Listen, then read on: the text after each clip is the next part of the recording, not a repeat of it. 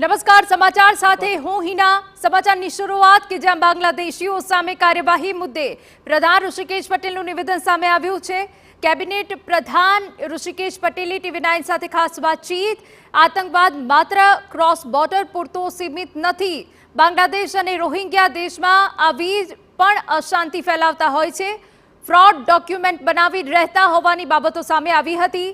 આવા લોકોની ઓળખ કરી દેશવટો આપવાની કામગીરી થશે। અશાંતિ ના ફેલાવે માટે ખૂબ જરૂરી છે આ પ્રકારની કાર્યવાહી। તમામ જે ડોક્યુમેન્ટ છે તે વેરીફાઈ કરવામાં આવશે તેવી વિગત આપી છે।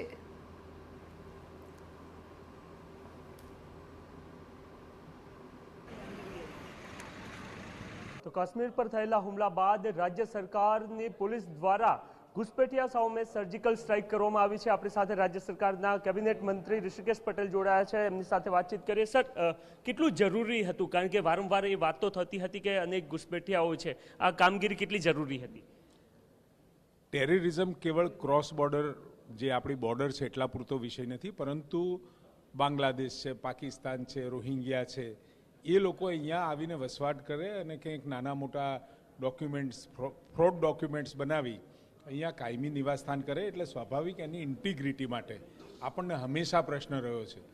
અત્યારે જે રાજ્ય સરકાર દ્વારા રોહિંગ્યા બાંગ્લાદેશીઓને અહીંથી એમને દેશવટો આપવાની, અહીંથી ડિપાર્ટ કરવાની જે કાર્યવાહી કરવામાં આવી છે, એના કારણે અહીંયા જ આપણા દેશની અંદર આવા લોકો વસી અને ક્યાંય અશાંતિ ના ફેલાવે એના માટે ખૂબ જરૂરી પગલું હતું।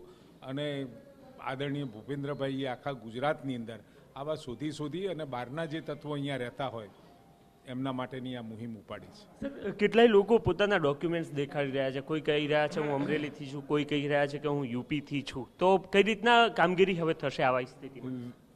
આપણે એને વેરીફાઈડ કરવાનું થશે કે ખરેખર યુપી છે કે બાંગ્લાદેશમાંથી છે કે કોઈ રોહિંગ્યા છે, કોઈ પાકિસ્તાનમાંથી આવી અને નકલી ઓળખપત્રોના આધારે અહીંયા વસવાટ કર્યો છે કે કેમ।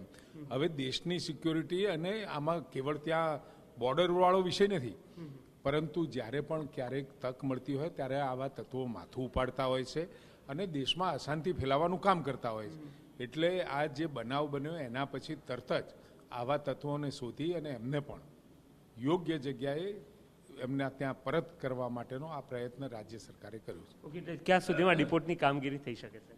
શક્ય હોય એટલી જલ્દી। ઓકે, તો ઋષિકેશભાઈ પટેલ તેઓ સ્પષ્ટ કહી રહ્યા છે કે આવા તત્વો કે જેઓ અહીંયા રહીને દેશ વિરોધી પ્રવૃત્તિ કરતા હતા અથવા તો ખોટા ડોક્યુમેન્ટ્સના આધારે રાજ્યમાં રહી રહ્યા હતા, આવા તમામ લોકોને શોધવાની કામગીરી કરવામાં આવી છે। ચાહે રોહિંગ્યાઓ હોય કે પછી બાંગ્લાદેશી ઘુસપેઠિયાઓ હોય, એ તમામ સામે આગામી સમયમાં કામગીરી કરવામાં આવશે અને ત્યારબાદ એમને ડિપોર્ટ કરવાની પણ કામગીરી થતી જોવા મળશે। કેમેરામેન દીપક સેન સાથે નરેન્દ્ર રાઠોડ, TV9।